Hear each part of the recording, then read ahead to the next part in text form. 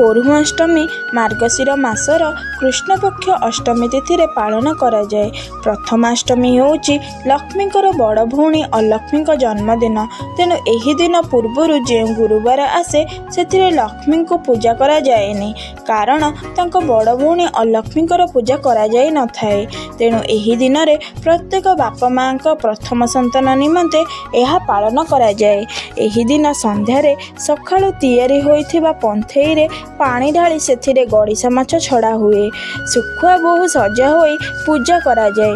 ତା ସହ ଶିଳୁପୁଆ ବାଳୁଙ୍ଗା ଗଛ ମଧ୍ୟ ପୂଜା କରାଯାଇଥାଏ।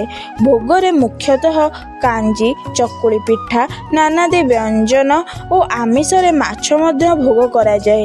ତାପରେ ସମସ୍ତେ ଭୋଗକୁ ଏକ ଠାବ କରି ଛୋଟ ପିଲାମାନଙ୍କର ମଧ୍ୟରେ ମିଶି ଖାଇଥାନ୍ତି।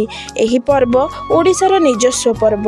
ଏହି ପର୍ବ ଅଲକ୍ଷ୍ମୀଙ୍କର ସମ୍ମାନରେ ପାଳନ କରାଯାଏ। ସତରେ ଓଡ଼ିଶାର ପର୍ବ ଅତି ନିଆରା।